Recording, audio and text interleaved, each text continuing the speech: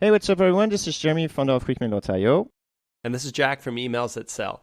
Today we have a special episode where we bring on Dan Martell and interview him about cold email. We're going to go over how Dan grew Clarity.fm, which raised $1.6 million from investors like Mark Cuban, with a simple cold email and data from SlideShare. Next, we're going to talk about why you should never cold email an investor and who you should contact instead so that you can get your business founded. And finally, Dan's going to reveal his 4-part cold email framework that he uses to get replies from Fortune 500 CEOs and dream clients.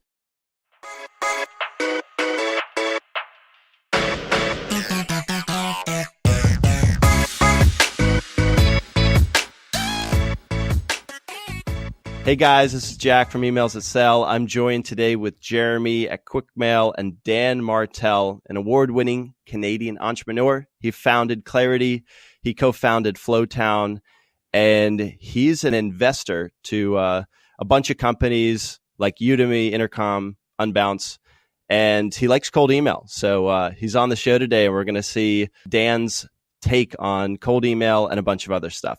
Dan, thanks for being here. Guys, thank you so much for having me. I'm pumped to be here.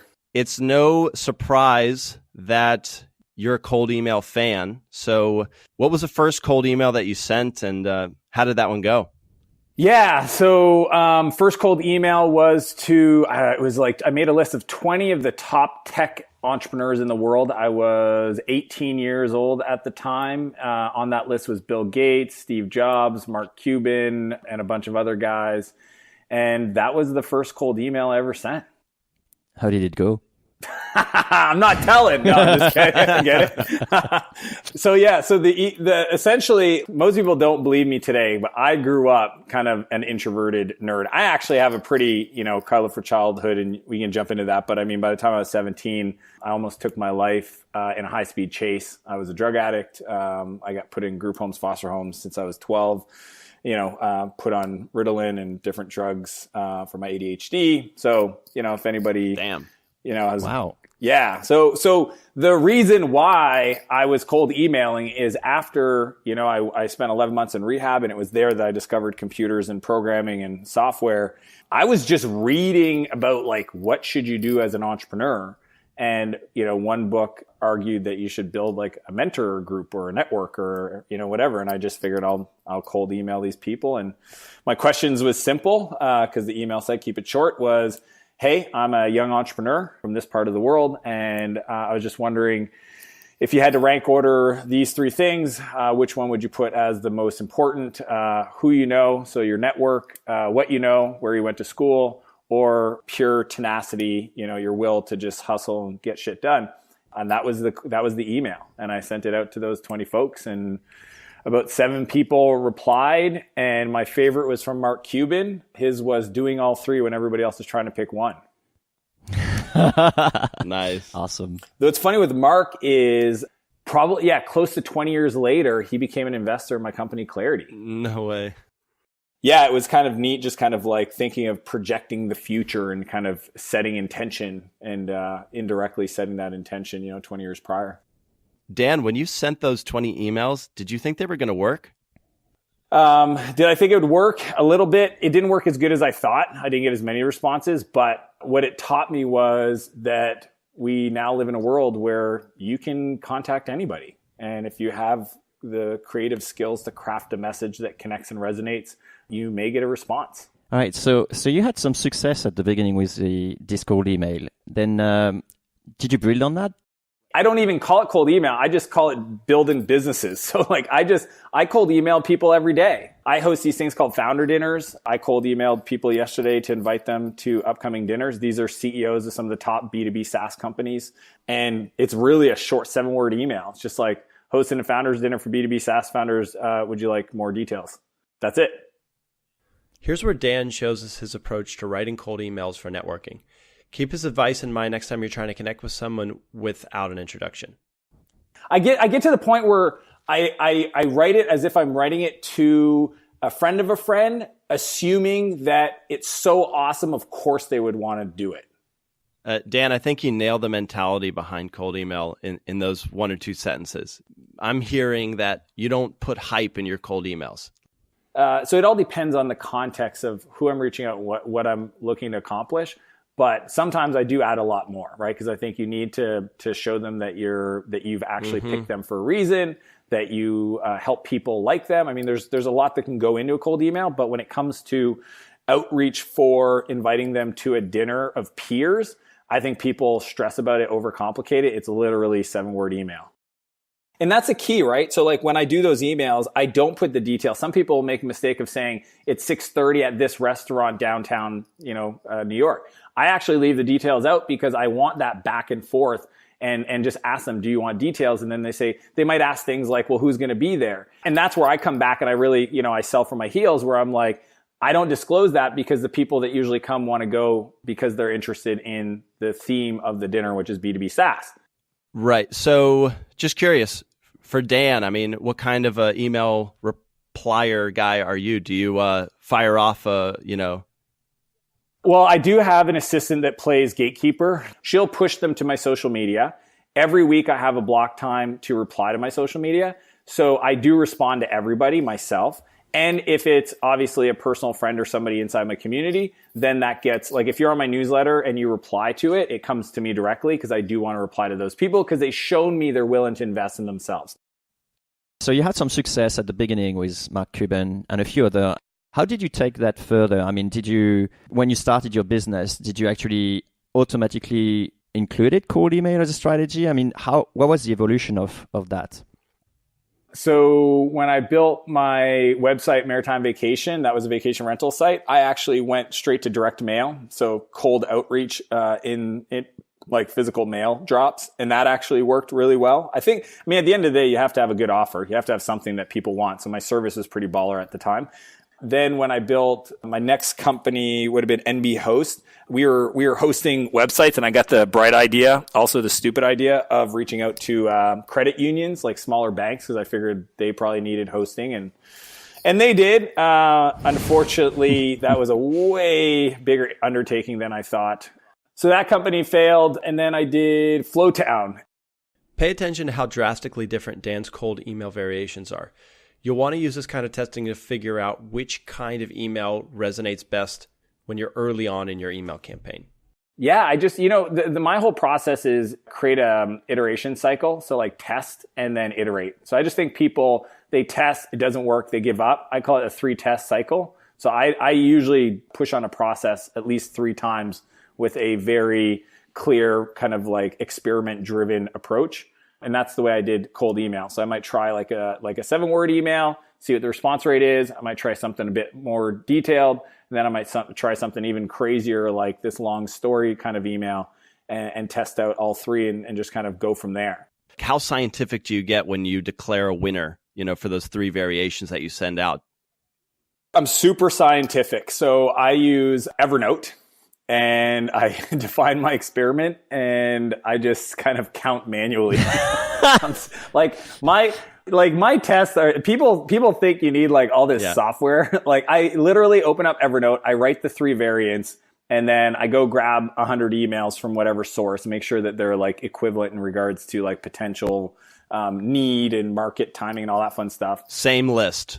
Right. Same list. Yep. Same list. I might segment 50 people per segment and then send those out and then look at the response rate. So I'm looking for directionally accurate responses, not statistical significance. In the early days of a business, it's about qualitative, not quantitative. And as you get more volume, then you move to quant and start doing some, ninja stuff with like tools and auto response and campaigns, that kind of stuff. I use Clarity and I think it's cool. How did you get so many top-level business folks on there? Yeah, absolutely. It took a while to crack the code, So I really, at the high level, I think that there's predominantly 3 different channels that startups need to figure out. There's paid promotion and publishing, or partners paid in publishing. So like content marketing versus outbound versus partner. And we decided on the supply side for Clarity that an inbound content marketing was going to be way too slow for what we needed to ramp up for different categories of expertise. Clarity was essentially like if LinkedIn had a call button on the profile. That's what we were building. So I have a strategy for distribution and growth called OPN, Other People's Networks. OPN is where you try to figure out who's got access to your ideal customer and how do you present a message inside that network. And, we tried, if I asked somebody like, where would you find a community of really bright, smart people? They would say, well, LinkedIn, Quora, blogs, Twitter, etc. And those may be all true, but if anybody's tried to do any growth hacking against LinkedIn, that's almost impossible. Twitter has way too many false positives around people that look like influencers that are not. Quora makes it quite difficult as well to connect and reach out with their members. Sadly. And finally, sadly, because I would say that's probably the highest quality of people. But what we found, which was a proxy and just as high quality, was SlideShare. Oh, clever. So if you think about SlideShare, you can search any topic. You can see who's got the presentation with the most views and influence. So on that topic, that person. And then, 70% of the time on the very last slide, there's their contact info. So again, back to the super scientific approach to testing, I manually created a spreadsheet and I used social media as the first category. And I did the first initial batch of emails out to those people myself. And I mean, we were in a great position where our email was, hey, I have somebody, Clarity allows entrepreneurs to get advice from other entrepreneurs over the phone. I have an entrepreneur named Lisa looking for advice on social media. I see that I found you on SlideShare. It seems like you'd be the right person to talk to. Click here if you want to sign up and connect with Lisa and get paid for your advice. How did you have that offer, Dan? I mean, that's amazing to have someone like Lisa who's already interested in paying them. But my question is how the hell did that happen? I prompted my users. So this is what's funny is people saw Clarity Answers. So we launched this new feature called Answers and they go, oh, it's like Quora. Yes, it was like Quora, except different because everybody that was responding were experts. So they were verified and right. So what happened is people would post questions and tag it. And then we could use those questions to then go to SlideShare to recruit the experts to not only connect with Lisa, but potentially even answer their questions on Clarity, which created SEO juice, which was great for our distribution strategy. But really, that one Lisa post, we could send out to 50 experts on the topic, right? And whoever was the fastest to respond and get in there. But regardless, if people were slow and they only got back to us after the holidays, they were still signed up looking at Clarity and going, wow, this is really cool. And then we had a very structured way of onboarding new experts to get them to share their profile and to drive more call volume. How many cold emails did you send using that SlideShare approach? I would call it like a 3-phase strategy. And this is the way I do everything in life and in business. Step 1 is manual. Step 2 is leverage. And step 3 is automated. So step 1 was me manually sending the emails, getting the format right, and creating a template structure that could be given to a team to execute, and that's the leverage part. So step 1 was me doing it. Step 2 was hiring 2 folks in Manila that I paid $3 an hour, and then giving them, keyword categories. So we were very deliberate on how we rolled out Clarity in regards to the categories of experts that we onboarded. So we started with marketing, we started with SEO actually, then social media, then, Facebook and all the different channels. Then we went to biz dev, we went to sales, we went to product, we went to design, we went to fundraising. You know what I mean? We were very deliberate. So that's all we did is how many emails get sent? Well, considering that I did probably a couple hundred personally, and then those 2 folks for a period of 3 months sent out thousands-ish. And then this is where Bonjour comes into play, because Bonjour was automation for it. And what was neat, and this was why we raised $1.6 million in funding and we grew so much and we eventually got acquired, was I had a vision of a network that would self-organize based on the volume of demand that was driven by our users. So what would happen is we'd have a rank order of topics that would need to be filled by expertise based on what our users were searching for. So if all of a sudden one day out of the blue, somebody came in and started searching for cryptocurrency, because that's what happened, and all of a sudden the search term volume spiked, then our system, Bonjour, would go find those cryptocurrency experts. So we had a network that was self-regulating in regards to supply and demand. Dan, this is super interesting. You probably know about the Canadian anti-spam law. Yeah. What's your view on that? I mean, the truth is I could have just kept it manual. I mean, this is a B2B outbound relationship. And I may be wrong. then I wouldn't have done Canada Experts, honestly. I wouldn't have just created a US entity and did, like, I don't, like, here's the thing. If you follow every letter of the law, you will not start a business. Let's be honest, right? So I'm not saying go out there and get yourself thrown in jail. I'm just saying at certain phases of a business, or certain things you can get away with that you won't get away as you grow the business, right? Uber is a great example right now, just totally getting blasted because they're a $60 billion company. But in the early days, we were all kind of clapping and excited for them that they were going head to head with the taxi industry and essentially breaking very evident and obvious laws.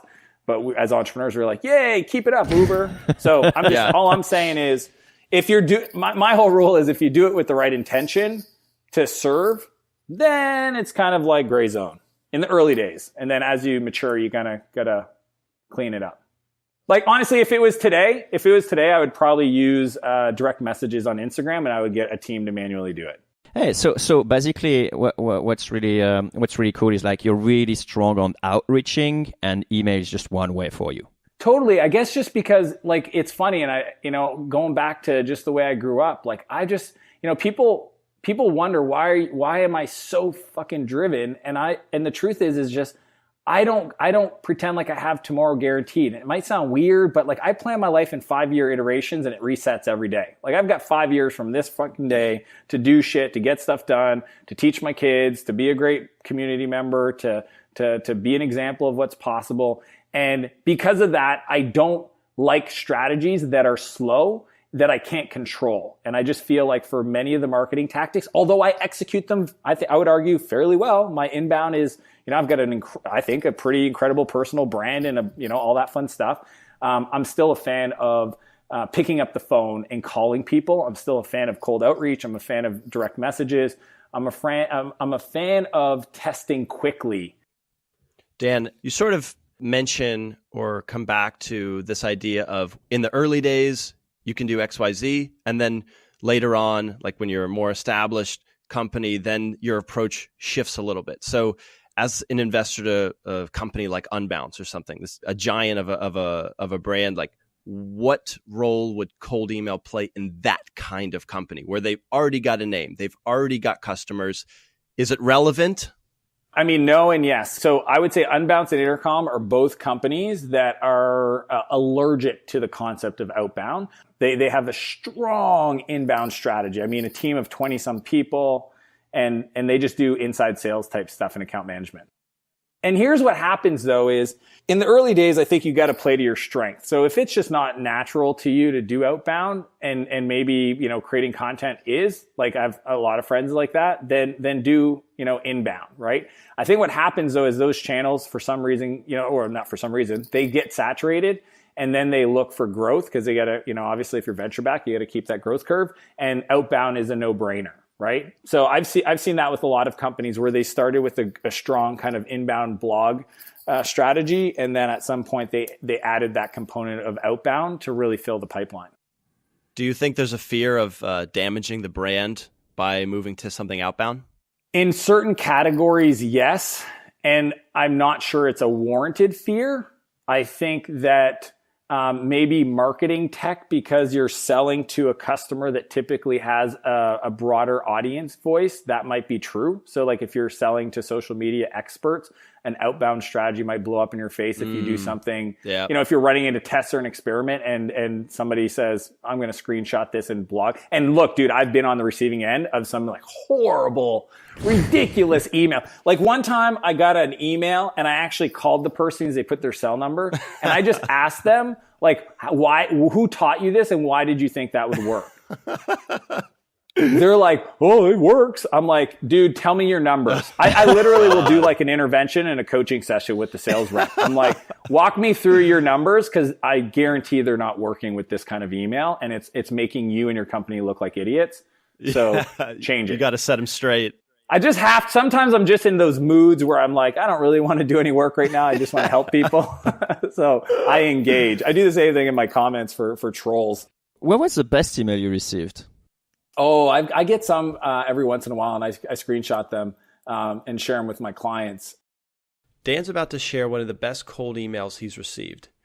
Notice how the intro sentence does a great job of showing Dan that they've done their homework and explained why that they contacted him. Actually, I got one the other day. I knew it was automated through GrowthBots because I know the founder and I saw how they did it. But it was really sweet. It was like, hey, Dan, I noticed that we both follow this account, which tells me that you're somebody who likes X, blah, blah, blah. So that was a really good one. The other one, this is so good. It was funny because it was from one of my buddy's companies.